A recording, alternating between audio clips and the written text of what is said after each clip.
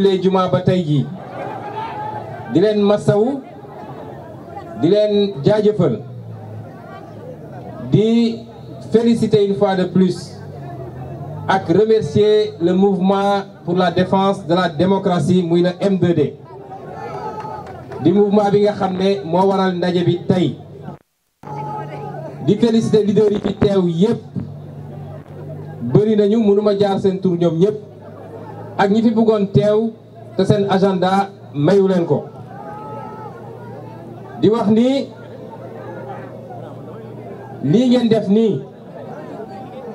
dafa firndeel benn mbir kese ak li mu jur bokk ndax diggante bi ñu dooree manifestation beeg léegi yéegal nañ ñu ni suñu frère Landing Seck ñu koy wax kilifa bàyyi nañ ko ñu toogaat tuuti avocat yi yónnee ñu message nañu fële ci Diourbel Moussa Gueye bàyyi nañ leen kon loolu dafay firndeel lenn dama bëgg sénégalais yépp la ñuy waxal dama bëgg ñu xam ni kii ñu seqal mbir mi parce que dafa am loo xam ne da ngay seq ak nit doxalu nit waaye boo demee ci digg bàyyi ma bi ne danga fay nitelu ci quelques secondes lañ lay wan say yax sax dañ koy maccaat mu jeex ki ñu seqal nag dama bëgg sénégalais yépp xam lenn teggi woon nañ suñu tànk parce que kilifa yi ñaan nañ ñu te bañ koy teggi Sénégal yépp àdduna yépp seede woon na ni waa ji suulu woon na ba noppi buñ ci tegoon ñaari fan mu jël avion am dem Côte d'Ivoire ñaari fan kilifa yi ñaan ñu ko ñu nangu ko ñu jàppoon nag ni bu doon ab nit lañu amal affaire ak li fi xew yépp bu li weesoo dina xam ni li woon nekkatul que ni mu noote woon askan wi jàpp leader politique yi di tëj jàpp mouvement citoyen di tëj que loolu jeex na ci réew mi jàppoon nañu dina defaraat toogaayam xam ni ñaari at ak genn wàll yi ko fi dese war naa xool nu muy defaree ba génn ci génn bu xaw a tane ndax génn gu rafet mënatu fee am. L'histoire retiendra que li ñu mës a am ci président de la république yëpp li ñu mës a am ci président de la république yëpp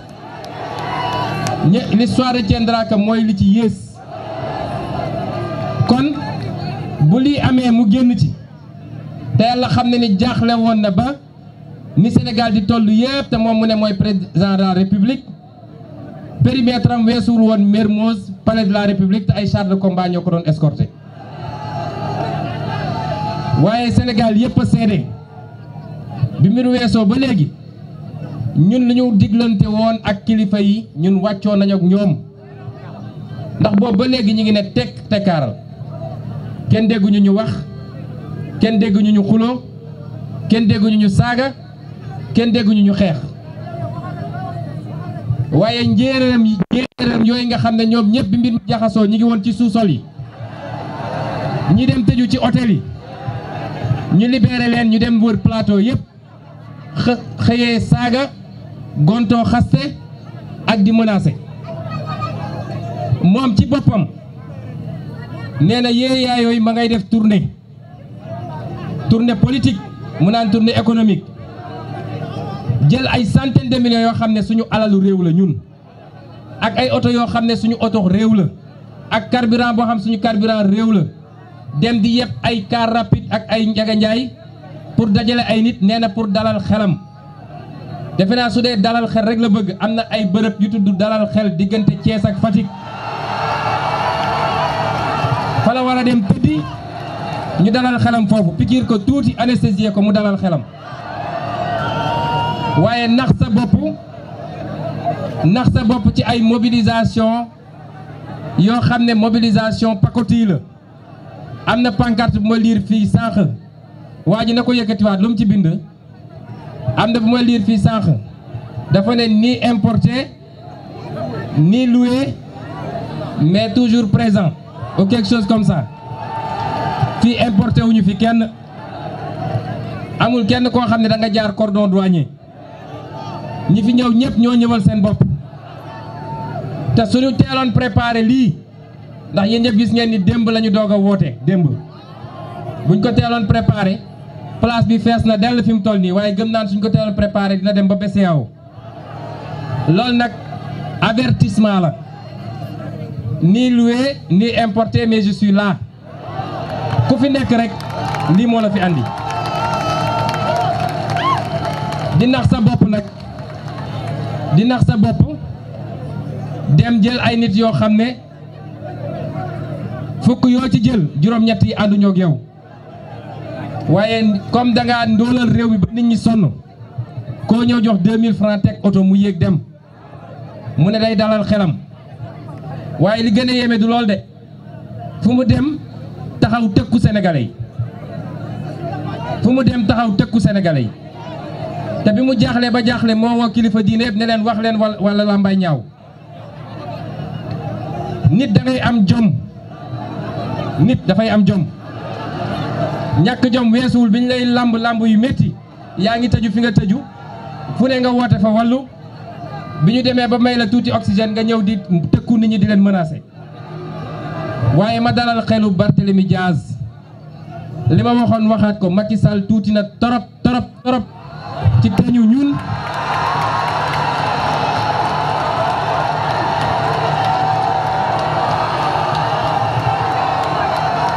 dama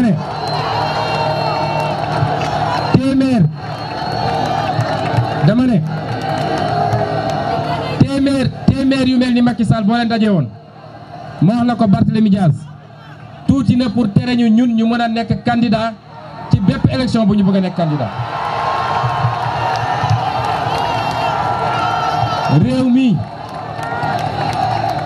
réew mi may leen ma rek ma yeggali parce que 19h lañ ñu may te dañu bëgg a discipliné dama ne réew mi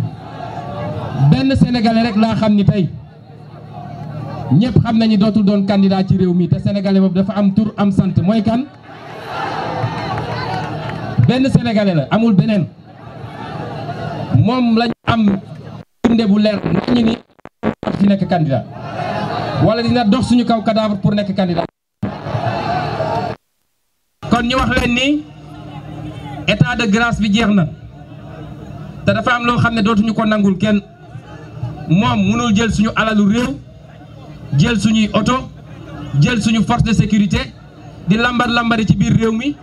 ba pare dañu tere ñun ñuy def suñuy daje loolu dootu fi am Kaolack laa jóge sànq ba ma demee nee nañu préfet Kaolack nee na tant que moo fay préfet manifestation du fa am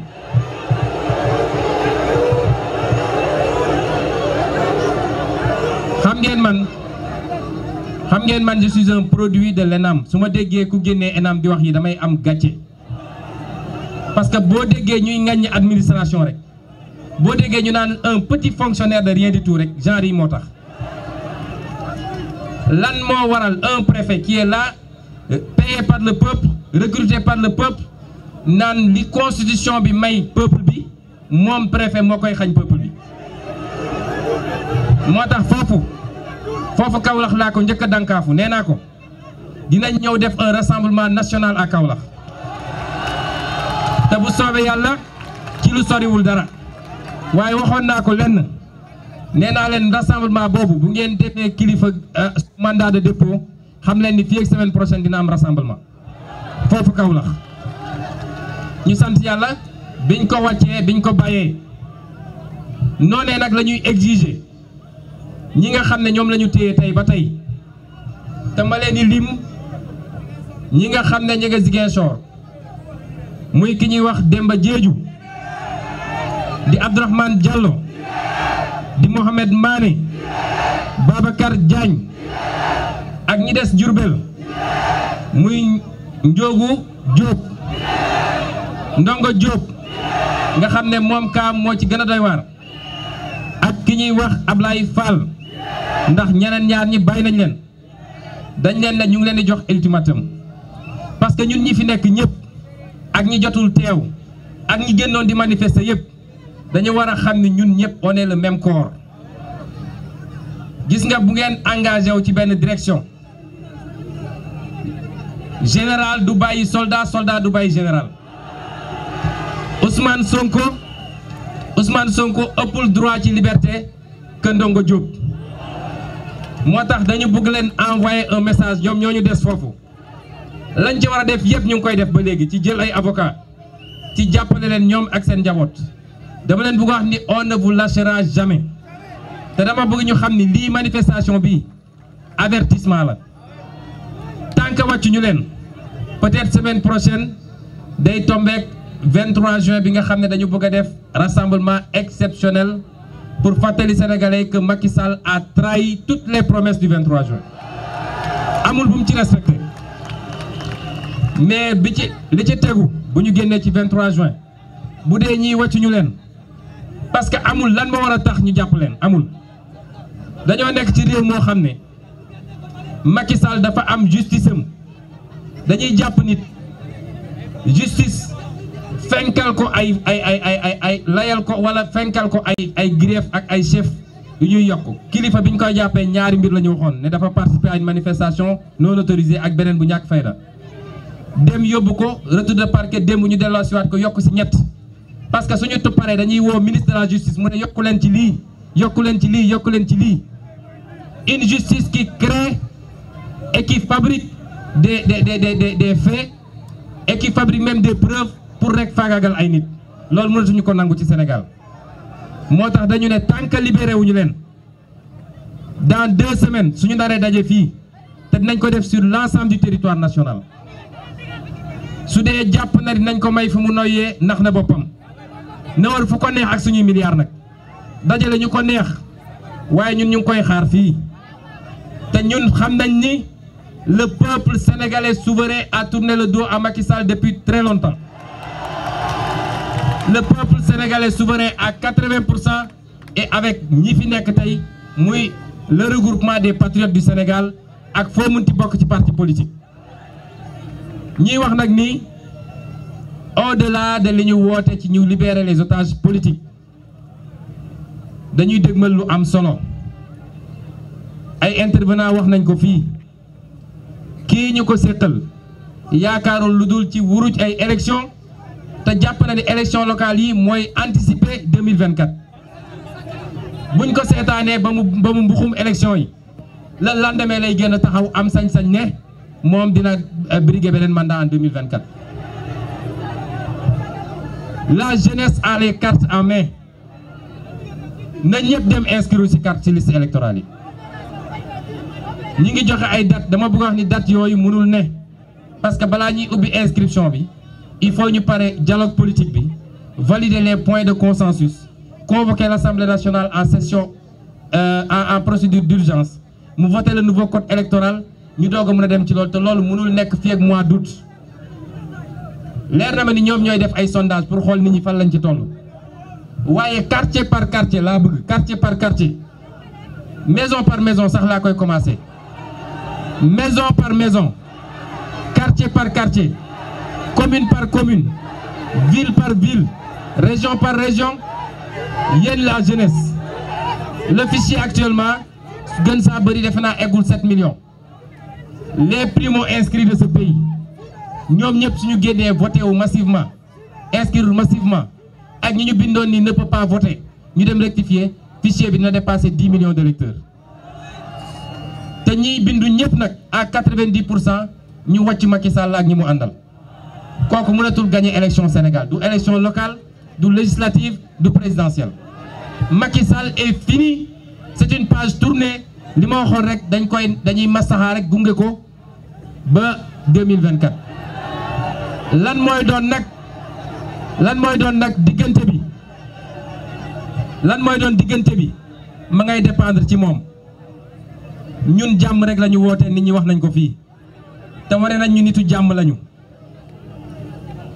toog naa kilifa mu fàttali ma li nga xam ne ci diine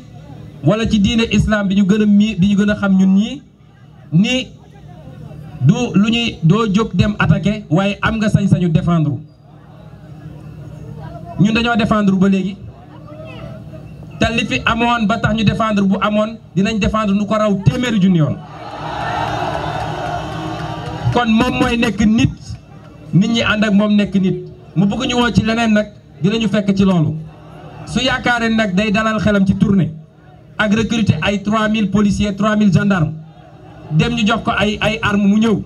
su jàppee ni loolu mën na téye un peuple ndax na boppam rien ne peut retenir un peuple déterminé régime algérien moo ko ëpp doole fuuf ëpp ko jumtukaay Kadhafi ko ëppoon doole fuuf ëpp ko jumtukaay ak beneen Omar El Béchir bi nekk Soudan moo ko ëppoon doole fuuf ëpp ko jumtukaay keneen ak keneen mais un peuple souverain bu jóg ne doyal na te ñi mu yaakaar ñëpp nag ci peuple bi la ñu bokk policiers yi ci peuple bi la ñu bokk gendarme yi ci peuple bi la ñu bokk la ñuy dund ñoom jafe-jafe yi ñuy dund la ñuy dund kon su dee loolu lay naxee boppam xam ne jum na kon ñu leen di woowaat ay menaces am yéguñu ko ñun on n'a pas de leçon à recevoir d'eux nee na terrorisme waaye le seul terroriste mooy ki ak ku dem recruter ay nervi ñu dem di tirer ci ay xale ba rey ci 13 kooku mooy terroriste. nee na des gens qui sont soutenus par l'étranger ñëpp xam nañ ni le seul boo xam ne préfet étranger la nga xam ne lu am day daw dem jëli ndigal taal avion def ci suñu kérosène jël ndigal ñëw yéen xam ngeen mooy kan. léegi nag nee na respect des institutions waaye ñun fii la ñu newoon bi muy taxaw naan on va déloger Ablaye Wade ñun waxaguñu loolu kooku su ñëwee ne moom daf ñuy jox ay conseils est-ce que loolu yelloo na ci moom. léegi nag bi ko desee mooy nee na comme dafa jël xaalis wasaare ci lu bëri ci ay organes de presse heureusement qu'il y a encore des organes indépendants et dignes mu dem wasaare ko ne leen seen mission mooy saa yu ngeen xëyee wax leen lu bon ci Ousmane Sonko waaye plus ñuy wax plus Ousmane Sonko di am bay na ci Sénégal.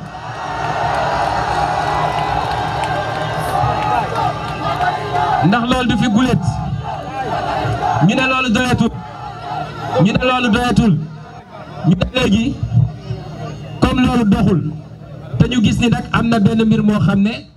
nee nañ ku ñuy wax Mark Zuckerberg moo ko fi créé waaye dafa mel ni yàllaa ko andi rek muy xéewal nee na léegi booboo ko tere nelaw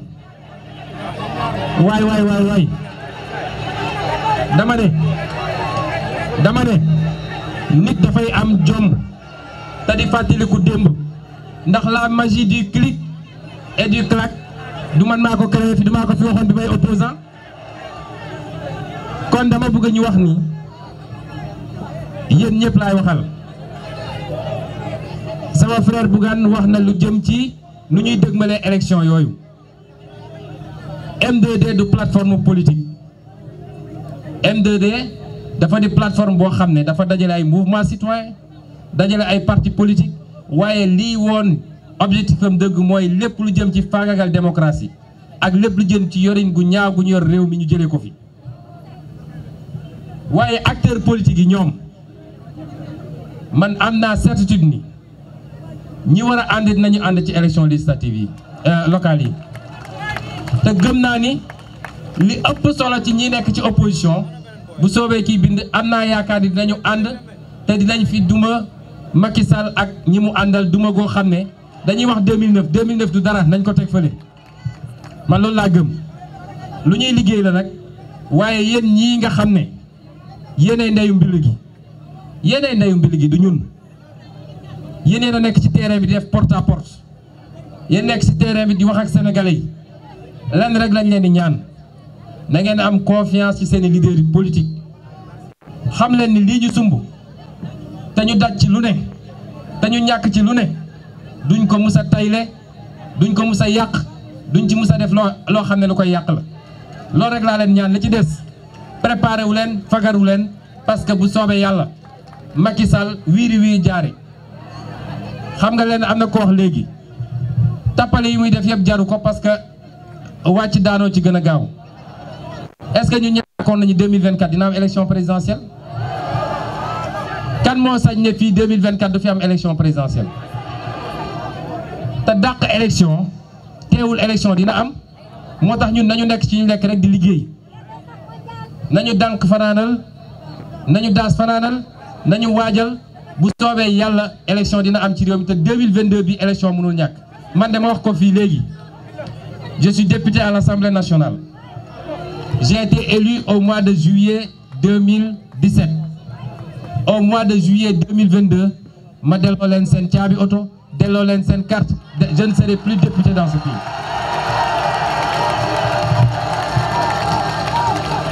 parce que kenn faluma pour 5 ans 1 jour waxuma laa pour 7 ans dañ maa fal pour ma def un mandat de 5 ans bu 5 ans yi jeexee bés bu mu jeexee bés boobu laay pare ñoom waajal nag ànd ak ñi ñu mën a àndal yëpp ci opposition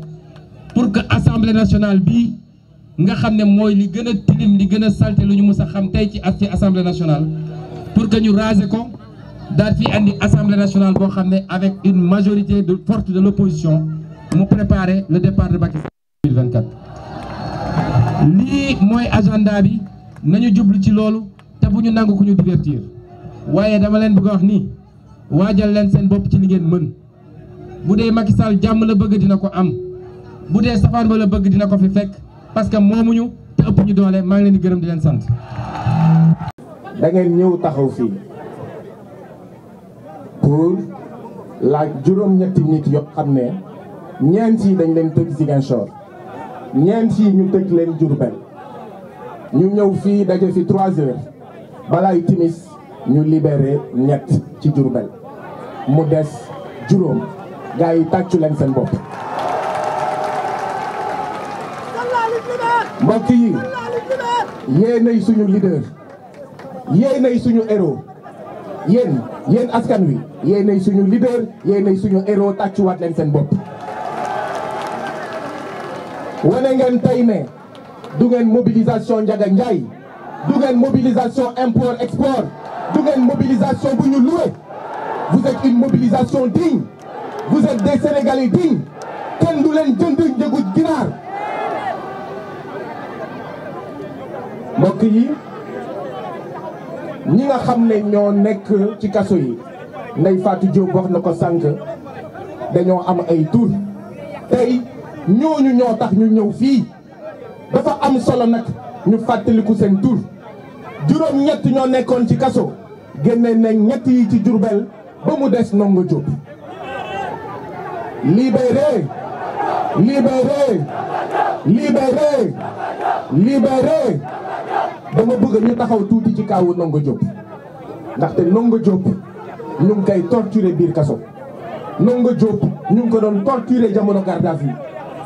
président Macky Sall dañ koy wax ne lii dal Abdou Faye jamono jële passé ci commissariat central duñu nangu mu dal Ndongo Diop ci kaso bu Diourbel na libéré Ndongo Diop ci lu mu gën a gaawee. Ziguinchor am na yeneen ñeent ñi fa nekk mooy Demba Diédhiou Abdourahmane Diallo Mouhamed Mané Babacar Diagne Demba Diédhiou Abdourahmane Diallo Mouhamed Mané Babacar Diagne Ndongo Diop jërë ngeen jëf. mbokk yi ku jàpp juróomi doomu sénégalais nga tëj leen kaso di nga dégg kaj-kaj. boo sàccee askan wi di nga dégg kaj-kaj boo kàccee askan wi di nga dégg kaj-kaj boo ne yàcc di nga dégg kaj-kaj. mbokk yi fii li ñu fi dajale mooy mbiru liberté mbiru droit de l'homme ci liberté am na liberté politique ñoom Ndongo Diop ak ñeent ñuy jàpp ci Ziguinchor ci cadre liberté politique la. nañ leen libéré ci lu mu gën a gaawee waaye foog ñu yokk ci leneen dama ne Sénégal ay liberté provisoire yoo xam ne day durer 2 ans 3 ans 4 ans 5 ans 10 ans dafa war a dakk. Fatima Mbeng bi fi nekk mu ngi nekk ci contrôle judiciaire boobu foog ñu wax ñu kañ lay jeex. Ousmane Sonko mu ngi nekk ci contrôle judiciaire foog ñu wax ñu contrôle judiciaire boobu kañ lay jeex. Abass Fall mu ngi nekk ci liberté provisoire foog ñu wax ñu liberté provisoire boobu kañ lay jeex. Birame Souleye Diop mu ngi nekk ci liberté provisoire foog ñu wax ñu liberté provisoire boobu kañ lay jeex. Kilifeu mu ngi nekk ci liberté provisoire foog ñu wax ñu kañ lay jeex. Assane Diouf mu ngi nekk ci liberté provisoire foog ñu wax ñu kañ lay jeex. Clédor Sène mu ngi nekk ci liberté provisoire foog ñu wax ñu kañ lay jeex. Pape Malick Seck mu ngi ci liberté provisoire foog ñu wax ñu kañ lay jeex. ak ñeneen ñi nga xam ne maa ngi leen di baalu.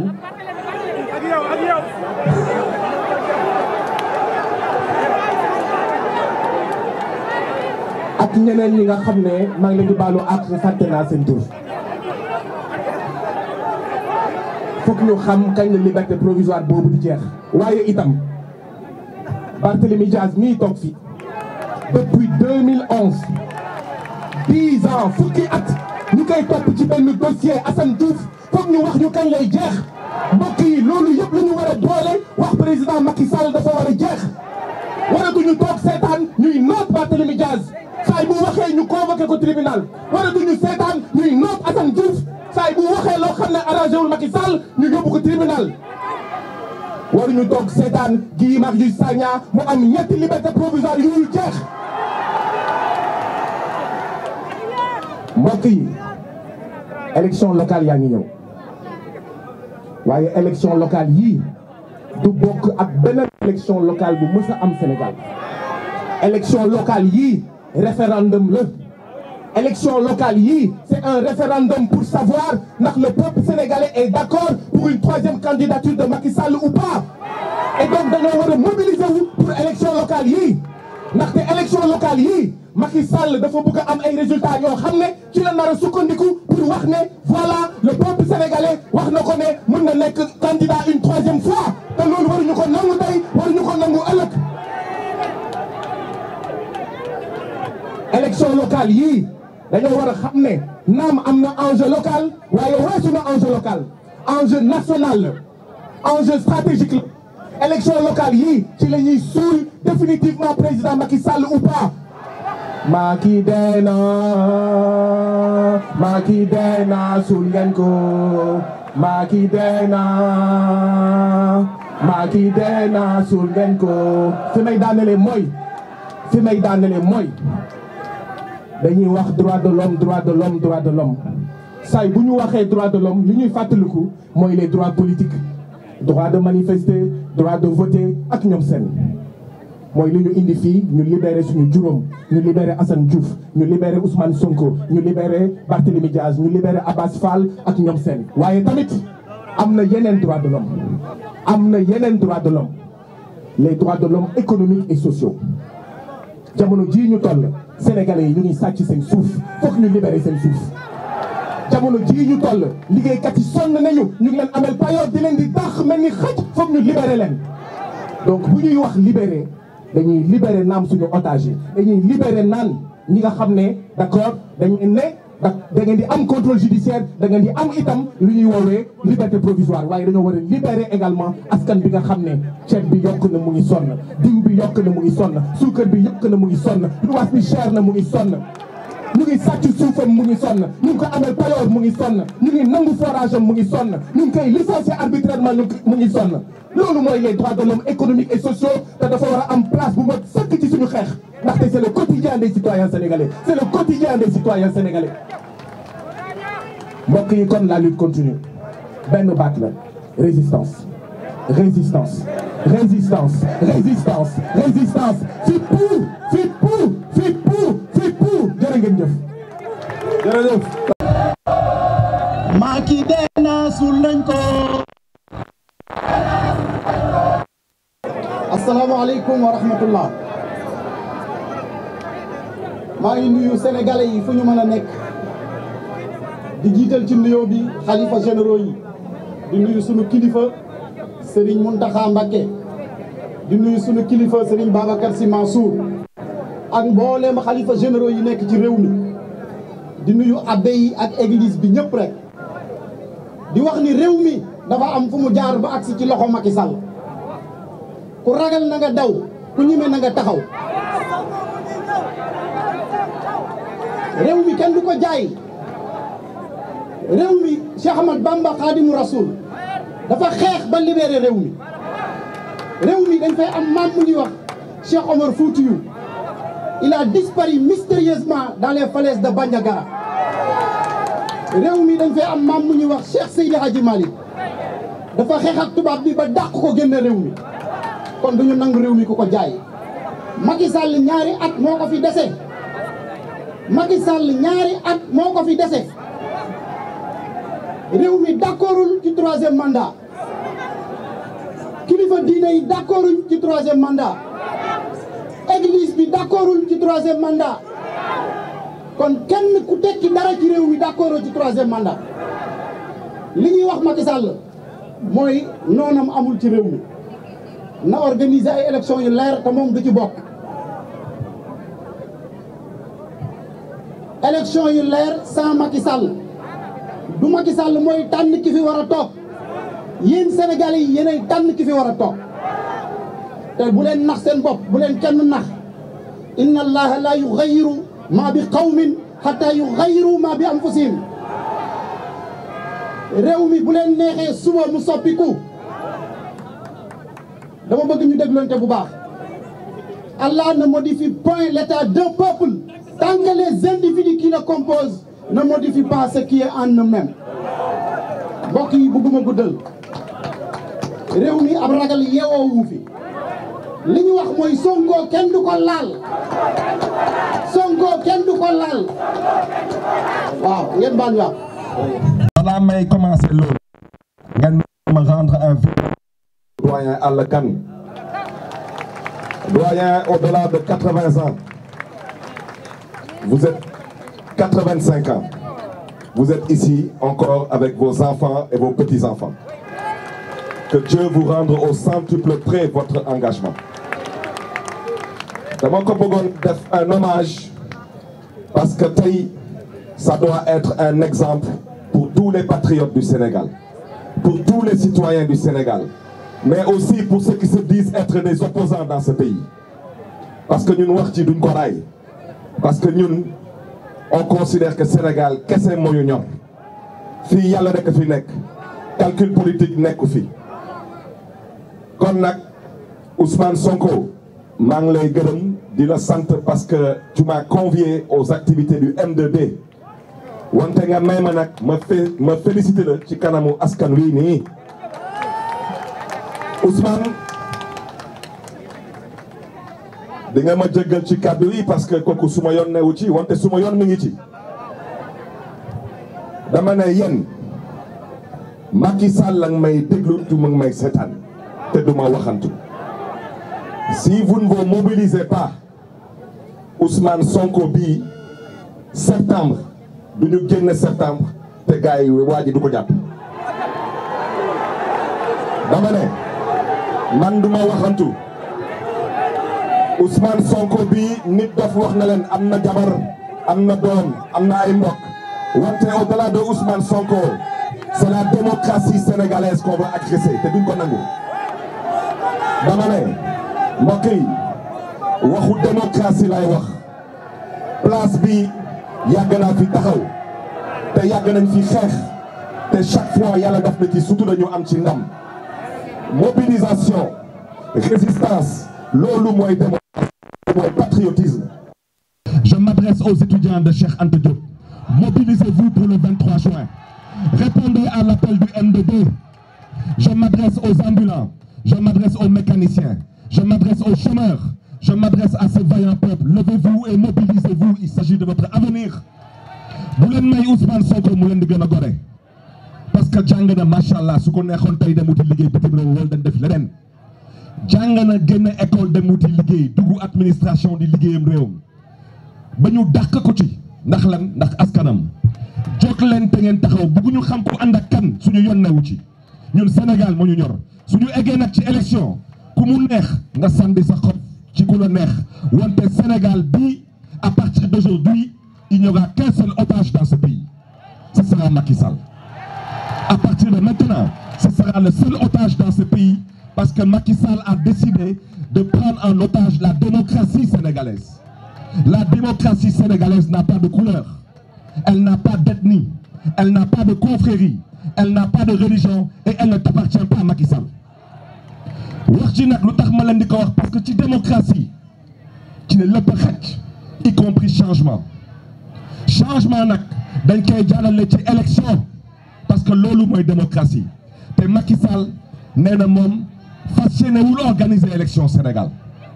tey nag dinañ xam ne Macky Sall dina organiser élection wala du organiser élection te wax jooju nag dama ne mbokk yi lu may wax dafa am solo Macky Sall nee na leen da ngeen di dem élection le janvier 2022 lépp ay kàcc la ana ñu amul carte électeur fi yëkkati leen seen loxo yi waaw yéen nag ngeen ñëw taxaw fii ñu leen yéen ay doomu Sénégal ngeen moo tey wonte yéen du ngeen bokk fan la ko teg yéen loi bi moo ne Macky Sall la may dégg la loi électorale nee na at bu nekk mu am élection ak ñàkk am élection at bu nekk 1er février ba 31 juillet képp kuy doomu Sénégal nga bëgg a bindu commission mairie bu nekk commune bu nekk day am commission ñaari at ngi nii Macky Sall lank bañ teg commission wante moom ci ñaari at yooyu moom dugal na ci fichier bi 400 000 ñit xamuñu sax est-ce que ay doomu Sénégal lañu mu ne ñoom dañuy voté wante yéen du ngeen voté kooku dinañ ko lijjanti à travers la mobilisation Macky Sall nee na du ngeen jot ci carte électeur yi parce que tant que amul commission foog ngeen dem ci commissariat de police yi te su ngeen fa demee dañ leen di jox ay carte d'identité bind ci que yéen bokku leen ci fichier bi loolu tamit mobilisation bi dina tax mu dàkk bu ci des Macky Sall nee na moom 2022 bii fas yéenewul organiser élection locale mooy maire ak élection député mooy législative mobilisation bii dina ko lijjanti Macky Sall nee na moom lu mu ndam mooy jël législative te mu ngi may déglu dàq ko ba 2024 parce que gis ngeen dëkk bi gis ngeen lu fi xewoon ci mars dernier lu tax mu wax leen waxu élection locale somnifère la daf leen bëgg a nelawal ngeen tàpp seen xol yi ñu dem ba 2024 ngeen yaakaar am présidentielle mu joxaat leen beneen somnifère na leen député la dama ne 2024 présidentielle tu pars pas de présidentielle tu pars d'accord ngeen wala d'accordu leen d'accord ngeen wala d'accordu leen 2024 présidentielle tu pars pas de présidentielle tu pars parce que démocratie bi du sa moomeel démocratie moo tax nga falu nekk président du Sénégal démocratie mooy tax keneen di fi fallu fii nekk fi président du Sénégal amul droit di ko xañ askanu Sénégal bugguma guddal wante dama ne suma baat ci kaw M2D ñu ngi leen di féliciter ñu ngi leen di encourager ñu ngi leen di ñaax ngeen gën a góorgóorlu ci taxawaay bi parce que dëkk bi une fois de plus les problèmes de ce pays ne seront pas réglés par les hommes politiques les problèmes de ce pays seront réglés par le peuple sénégalais ñu ngi leen di gërëm di leen di sant le 23 juin nag maa ngi ñaax waa M2D kooku l'expérience mooy wax manifestation dañ koy préparer on doit aller dans les marchés les gares routières à l'université dans les grandes places sensibiliser les Sénégalais leur donner des flyers leur demander de se mobiliser contre la cherté de la vie contre l'agression de la démocratie contre la liquidation des adversaires soi-disant politiques et surtout pour la libération de la démocratie sénégalaise. Elle doit respirer. Et je terminerai le mot d'ordre. Il n'y a qu'un seul otage au Sénégal pour 2024, c'est... Il n'y a qu'un seul otage jusqu'en 2024, c'est... Comme nag bismillah. Parce que tout simplement ñoom nañu ne fi mu toll nii benn objectif dong la ñu am mooy sauver démocratie Sénégal sauver démocratie Sénégal dafa taxaw ci fexe ba kaddu yi nga xam ne Barthélémy wax na ko léegi moom Macky Sall li wóor mooy mi ngi ñuy dégg et ay ndawam ñu ngi fii di yëddu nañu jàpp ne ci ñu song Ousmane Sonko dana nu ko jaral ñun aussi pour ñu jëflante ko ak ñoom li am solo du nit ñi encore une fois li am solo c'est pas les personnes c'est la démocratie sénégalaise li ñu taxaw di xeex mooy kenn bañ a noot démocratie Sénégal et loolu yéen da ngeen ci am part de responsabilité. C'est pas l'affaire des politiciens, c'est l'affaire du peuple. Kon encore une fois jóg leen boole leen seeni doole jàkkaarloo leen ak kii nga xam ne au moins ak lu ko nit mun a waxal moom Macky Sall lépp lu mu wax lépp lu mu mat bëgg na mu dagg mais danañ ko wan ne ko ñun ñiy peuple bi ñun ñi ko fal ñun ñoo ko gën a taxaw ñoo ko ëpp doole parce que fi mu nekk ñun ñoo ko fa teg. L'autre message et j'en profite pour waxtaan ci ak waa M2D Cheikh Tidiane yow xam nga rôle bi ma joué ci lu taxawal M2D Ousmane Sonko il faut ñu boole doole yi Macky Sall ak Benno Bokk Yaakaar il faut pas qu'on se voile la face rapport de force la ñu xam doole la ñu xam li fi xewoon en 2017 ku nekk ci yéen mu ngi koy fàttaliku ay nit ñoo taxaw ngir seeni ego tasaaroo waa Benno continuer seen liggéey nekk Benno jël Assemblée nationale. Donc il faut encore une fois ñu boole doole yi il faut qu'il y ait une synergie des efforts pour que ñu mën fi jëlee ñii fi ne ci élection locale yii ñu jëm vous la jeunesse da ngeen ci am part de responsabilité bu leen nangu ñu leen di def ay faire valoir bokk leen jóg leen il faut relever le défi de la participation des jeunes ci élection locale yi ñu jëm jóg leen bokk ci ñiy bindu ji ci liste électorale yi Barthélémy on en a discuté plusieurs fois il faut nga jóg sol sa dàll pour que dem gis kenn ku nekk ci ñi nekk ci opposition bi pour que ñu doon benn bu fekkee bëgg nañu fi jëlee waa Benno Bokk Yaakaar la dispersion des forces de l'opposition encore une fois moom mooy dooleel waa Benno Bokk Yaakaar kon il faut ñu nekk benn doon benn bu fekkee ne bëgg nañu fi jëli ñii fi ne te ku ne xam nañu Sénégal sonn nañu am na suma benn yaay bu ko wax léegi c'est pas tout simplement Fouta Tampi mais c'est le Sénégal qui est Tampi. Je vous remercie. jërëjëf ñu woo ki nga xam moom moo yor kàddu M2D muy docteur Cheikh Tidiane Dièye.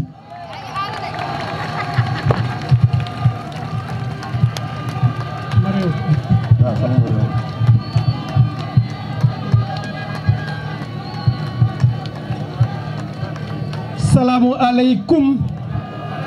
mbokki Sénégal, cher peuple sénégalais,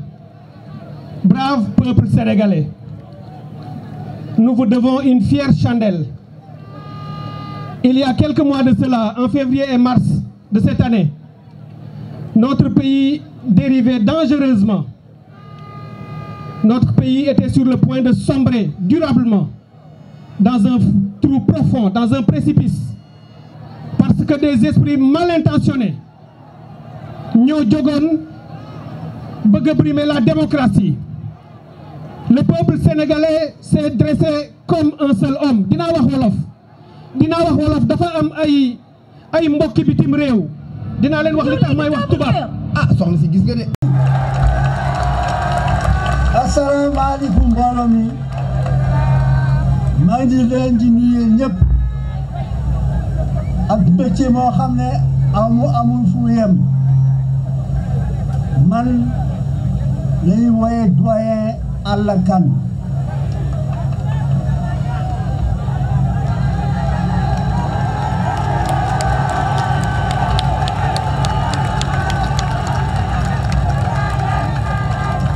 ma ne le 26 août 1958 maa nga woon place Protet face au général de Gaulle ak les pancartes ak indépendance nationale.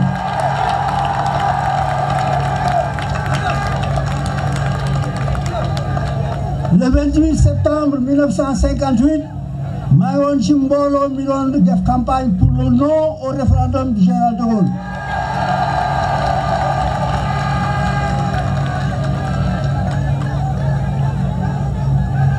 En 1968 ñoo maa ngi woon ci parti africain d'indépendance ànd ak étudiants yi ak taw yi ñu def le mouvement mai 68.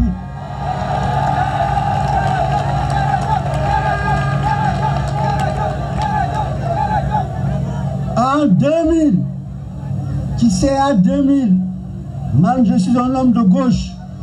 ci pôle de gauche ñu jàppale Abdoulaye Wade mu gagné donc ñu xeex ba socialiste jóge fii ñu taxawal Abdoulaye ci la bokkoon.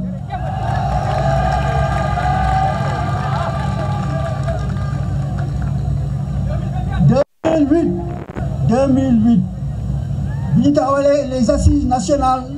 ci la bokkoon maa ngi nekkoon ci commission économie et finance liggéey laa ci. maa ngi nekkoon ci benn mouvement boo xam ne dañu bokkoon ci Front Siggil Sénégal pour préparer élection 2012. 2012 liggéey nañu avec les assises ci deuxième tour ba Macky gagné. kon nag dama bëgg a ngeen xam ne am nañu benn le peuple may leen ma rek. may leen ma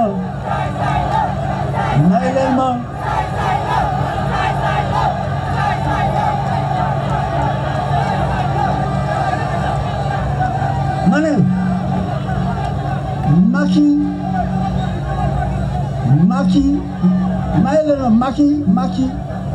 Macky gagnewul 2012 benn front moo gagné 2012 il a trahi ce front là.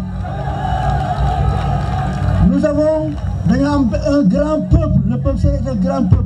Dans les grands tournants historiques, il a assumé ses responsabilités, mais il a toujours été trahi par les dirigeants. C'est ça la réalité. Donc tey su ma gisee lii dafa am lu may fàttali lu bare ma bëgg parce que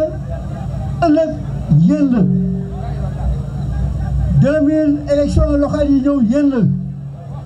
élection législative 2022 yéen la 2024 yéen la il faut ñu jële fi ñuy samp fii la nga xam ne les anti-systèmes les patriotes.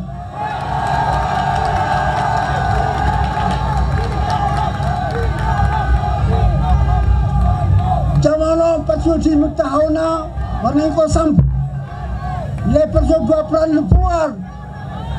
les patriotes doivent prendre le pouvoir pour changer en fait nos conditions. loolu moo tax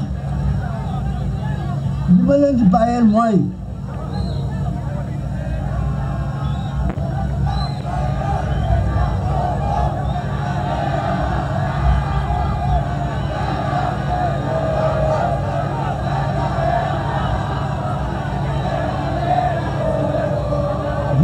yéen xale yéen gune yi di góor ak jigéen yéen a ëpp ci Sénégal nee nañu ne 100 Sénégalais yi 73 yi amuñu 35 ans donc vous constituez la majorité vous êtes la force déterminante pour changer les choses.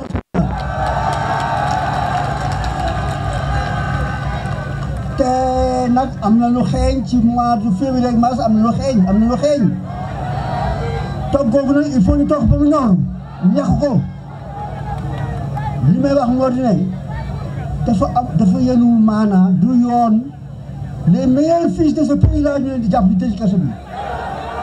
c'est les meilleurs fils du pays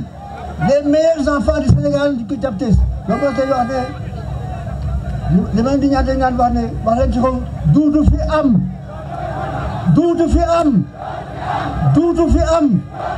du ñëw ñu jàpp suñu xëy jën tëj kaso bi duutu ñëw ñu jàpp kenn di ko tëj duutu fi am loolu laa leen di bàyyil duutu fi am. jërëjëf Allah kan jërëjëf.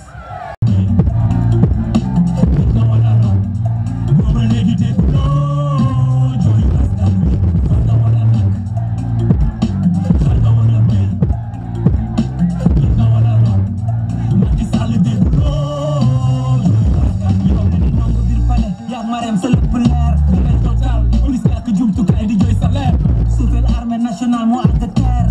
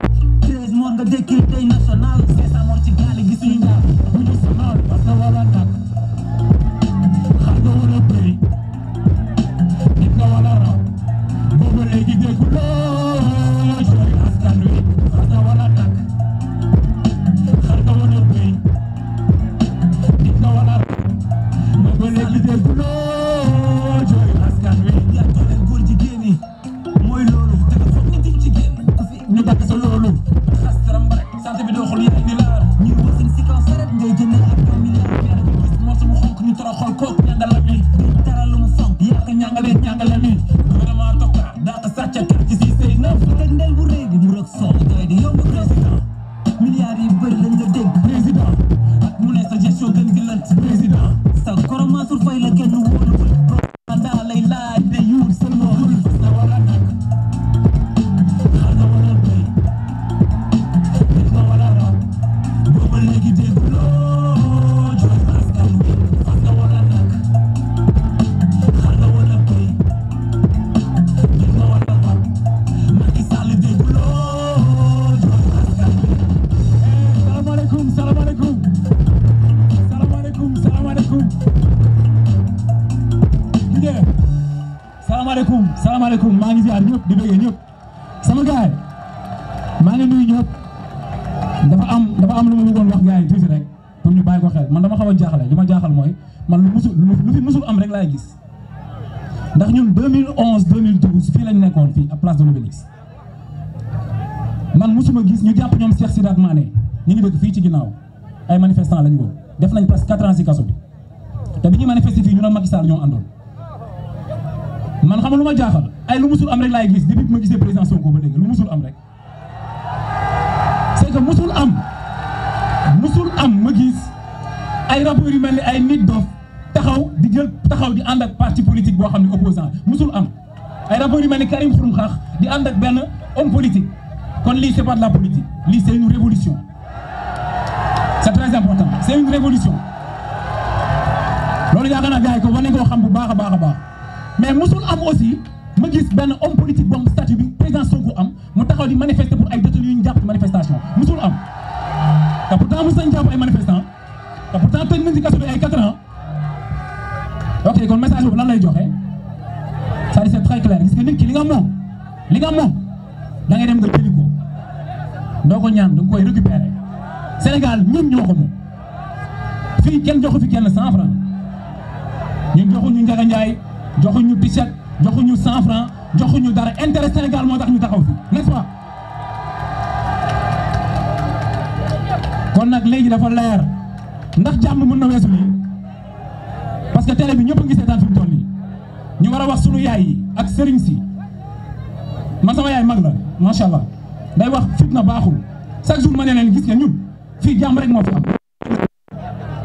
tey leen rek moo doon tax xëccoo am fii nii moo ñu ne du ngeen taxaw fii te fii ñun ñëpp ko bokk kon est-ce que xam ngeen ni problème su amee may wax mairie di wax paa yi ne leen problème bu amee jógewul ci ñun ci Macky Sall lay jóge dëggam de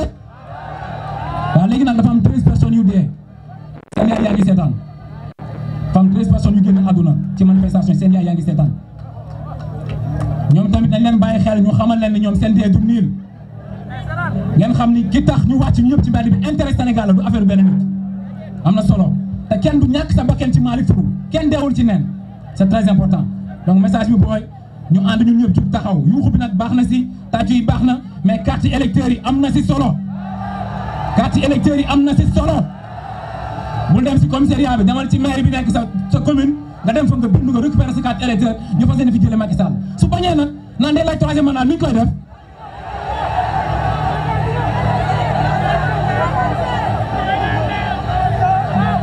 waaw su bañee di laaj troisième mandat dañ koy wulli dañ koy wulli dañ koy wulli dañ koy wulli dañ koy wulli dañ koy wulli dañ koy wulli jaajëf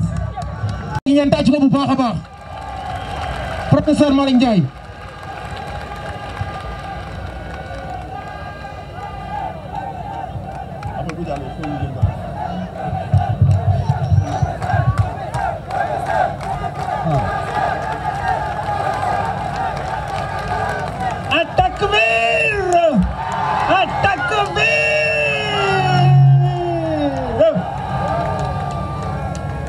bon quand même man xam nga man nag du ma fo Macky Sall son mandat c'est pas en 2024 lay jeex c'est en 2022 pourquoi lu tax mais parce que moom moo ñëw fii ci sunu kanam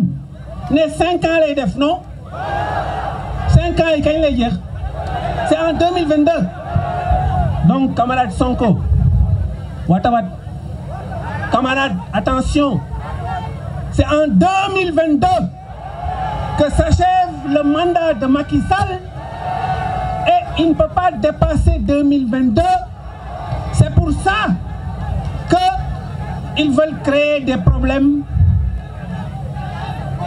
à Sonko.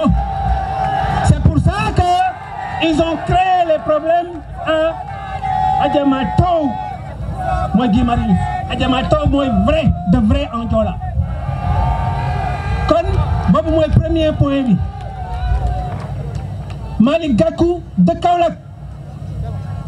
Sonko en fond aussi. Nee na ñëpp daje Malick Gakou ko wax ñun au niveau de Ñoolank au niveau du comité des intellectuels gaa ñi képp ku mere woon sa moroom baal ko na ñëpp ànd. affaire bi mujj nag waaye boobu nag engagé wul Ñoolank engagé wul comité des intellectuels Talibé Malick Ndiaye la engagé boobu lan la. D'ici une semaine, maanaam vendredi prochain, bu fekkee ne libéré wu ñu ñooñu li ma waxoon ci Khalifa Sall waa Y'en a marre yéen a ngi koy dégg de fii la yéen a organisé woon dama ne woon Khalifa Sall nañ dem ñu jëli ko en prison kon bu fekkee ne dans une semaine libéré wu ñu gars yi nañu def nank ñu waxtaan ñu def une manifestation pour dem jëli gaay yi dëgg la wala lu dëgg manifestation boobu nag ki nga xam ne moom moo tax ñu war ko ñemee def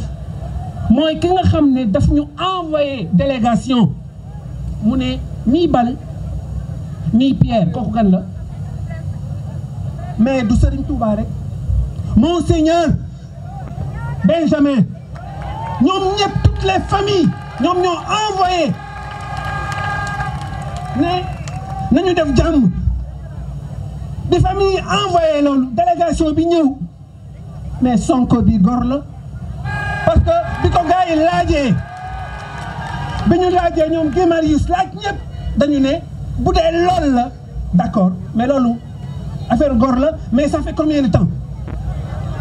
kon nag gaa ñi nañu waxtaan ndànk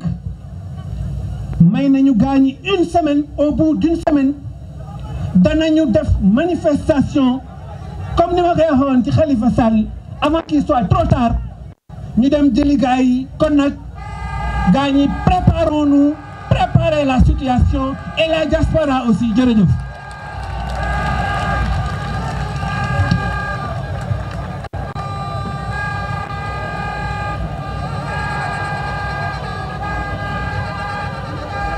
sama gars est-ce que ça va xam nga li ma bëgg ngeen xam ko mooy leader yi toog fii ngeen foog ni amuñu ay jabar ngeen foog ni amuñu ay yaay amuñu ay doom amuñu ay problème amuñu ay ngénte amuñu ay dëj ñii xam ngeen seen doole fan lañ ko mën a jëlee parce que kaay ma xamal la benn affaire ñeneen ñoo nekk ci nguur gi ñeneen ñoo sàcc suñu milliards ñeneen lépp luy corrompre nit mi ngi seen i loxo ñu téye ñii xam nga lan lañ am lenn kese lañ am mooy le peuple sénégalais te doole boobu noonu énergie boobu noonu yéen kese yéen leen la mën a jox ñii nii parce que ñii ay góor lañu ñii ay góor yàlla lañu ñii ay vrai jàmbaar lañu donc doole bi puissance bi énergie bi fañ koy dem puiser du feneen fudul ci énergie bi ngeen leen di jox moo tax ma bëgg yéen ñi nekk fi yëpp ngeen wan leen seen biir xol ngeen tibbee ko seen biir xol ngeen wan leen kan yi lépp li ñuy daj pour yéen tamit yéen a ngi koy bëgg a pare pour daj ko pour ñoom suñu société yëngatu na.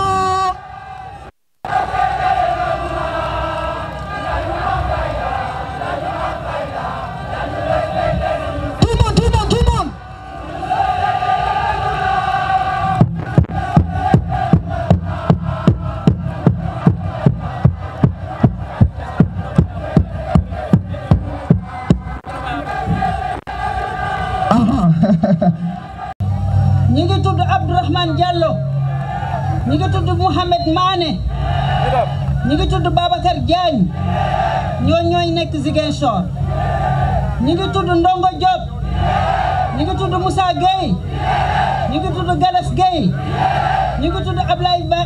Faye Ba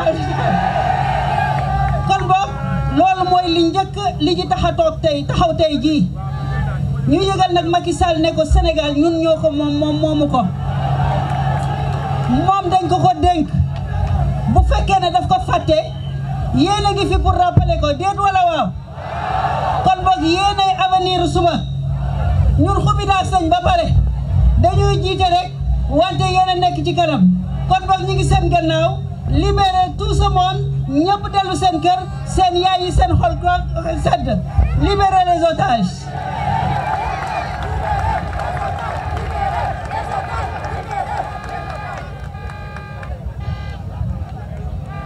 La libération immédiate des 8 jeunes qui sont emprisonnés. ñeent ñu nekk Ziguinchor ak ñeent ñu jàpp Diourbel ñuy demander également la libération de notre frère Kilifeu parce que ñoom ñëpp lu leen jàppee xeexuñu seen xeexu bopp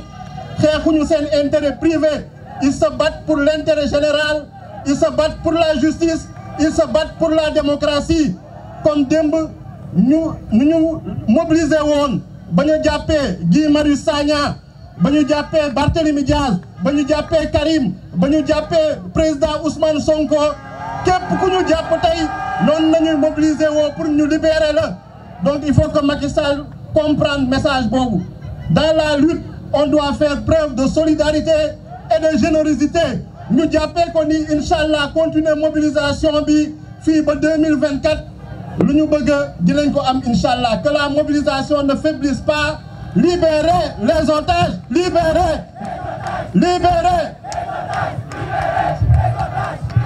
jërëjëf Ayib ñu jox kàddu gi kii di Laba Touré moom moo représenté les 19 ex-détenus yi ñu xeex pour ñu libérer ñii far ñoom ñu jàpp leen moo tax ñoom ñu ñëw wane ne duñ leen gën a gore et que dinañ leen libérer ci nii wala ci naa tey nag nii la ñu dikkee le 23 nii lañ dikkee mais lii lépp échauffement la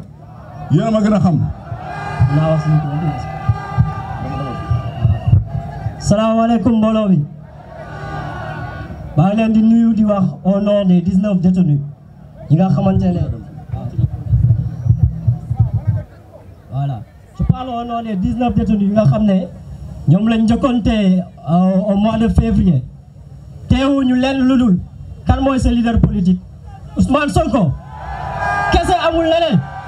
ñu téye ñu pendant 45 jours injustement parce que d'accorduñu ak nguur gi nekk en place jàpp suñu ay ressources di ko exploiter lu mu leen neexee di def lu leen neex ci dëkk bi ñu ne kenn du ko wax loolu kese moo tax ñu emprisonné ñu. Nous demandons la libération des otages politiques ñu libérer ñëpp ndax ñi nekk ci biir ñun ñoo taxoon ñu dugg ñoom ñoo ñu doon xeexal kon du ñu gën a gore ñoo ñu doon xeexal pour ñu libérer président Ousmane Sonko libérer Sénégal nag moo ci topp en 2024 buumu jaam bi dafay dog buumu jaam bi day dog buumu jaam bi day dog. Je vous remercie, le combat continue on va lutter ba ñu libérer les otages politiques en plus suñu frère Kilifeu ñu koy masawu dinañ def lépp qu'il faut pour ñu mën a leen libérer Sénégal nekk ci jàmm Sénégal am naataange bu ñu bëgg jeunesse bi am espoir di remercier suñu leader yi toog fii nag ñii ñoo ñu jox espoir ñii ñoo tax ñu yaakaar am gëm-gëm ne Sénégal day changer parce que il y a toujours espoir ñuy remercier waa M2D remercier tous les leaders nit ñu ngi lay bëggee bu baax jaajëf gars yi le combat continue. jaajëf. mani fii ñoo ko moom dafa war a feeñ ci suñu dundin dafa war a feeñ ci suñu nekkin dafa war a feeñ ci suñu biir dafa war a feeñ ci suñuy poche moomatuñu suñuy àll moomatuñu suñuy géej moomatuñu suñuy réew suñuy njiit ñoo ñu jaay suñuy njiit ñoo ñuy tayle ay complices yoo xamante ne ay complexe lañu lépp lu Afrique moom lépp lu Afrique am pour suqaliku sàcc nañ ko jox ko suñuy oppresseur loolu lañ ñëw fi ñu nekk pour dakkal ko képp ku pare pour dakkal loolu si loxo ci kaw may gis c'est la lutte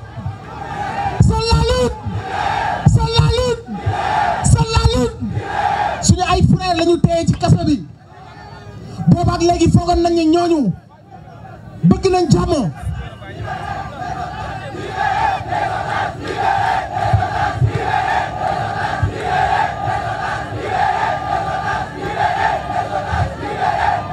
dañoo foogoon ni ñi ñu ko seqal bëgg nañu jàmm dañoo foogoon ni ñun ñi ñu ko seqal jox nañu worma suñu kilifa diine yi dañoo foogoon ni ñi ñu ko seqal suñu 13 morts yi def na leen benn effet mais ci li ñu constaté mooy ñooñu bëgguñu jàmm faale woon suñu rakk yi dee ba léegi nii waa M2D ak ñi ñu àndaloon ñëpp dañoo nekkoon en situation de force en position de force ñoom ñoo dominé woon waaye worma ak respect ak bëgg jàmm bi nga xamante si ni moom moo nekk ci ñun respecté suñu ay kilifa diine ba tax na bi ñu jekkoo kilifa diine yi nañu bàyyi leen teguñu ci baat te pourtant bu ñu toppal suñu bakkan tuuti li ñu bëggoon dañu koy am par la force mais xawma kan mooy sàllaalu kilifa diine yi mais du suñu leader yi toog fii du ñun waa peuple bi duñu sàllaalu suñu kilifa diine bi ñu waxee bàyyi leen dañoo bàyyi mu sedd mais boobaat léegi yéen a ngi gis ay menaces ay nappaate ay xiiru dem ci télé yi di wax bu ñaaw bu nekk ñu ñu jàppoon ba léegi bàyyiwuñ leen kon cela veut dire que ñi toog fii ñoom ñoo dégg waxu xalifa yi mais ñi jiite président Macky Sall ak ñi mu àndal faale wuñu suñu xalifa yi ak suñu kilifa diine yi il faut na ñu xamal leen dara hey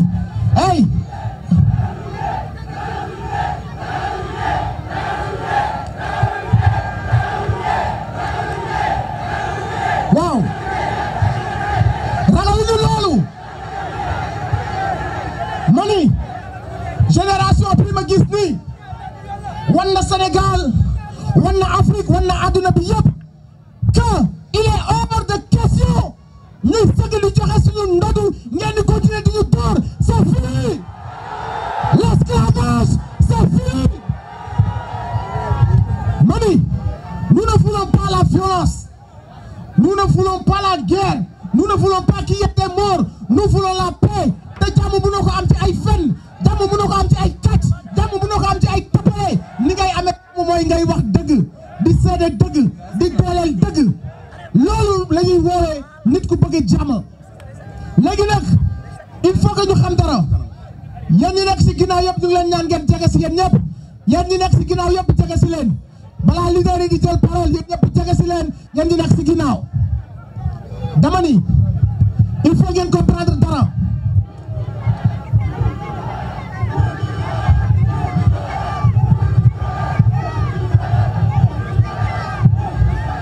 mani sama frère yi ak sama sœur yi il faut ngeen comprendre dara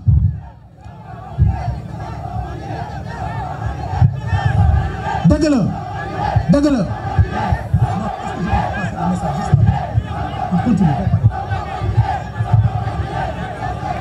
loolu dëgg la ak bépp leader boo xam ni teew na fii parce que comme ni ma ko waxee woon bi ñu nekkee Bignona nga dem fara nguur ànd ak nguur ci noot bi muy noot askan bi mu lay ceebal moo gën a yomb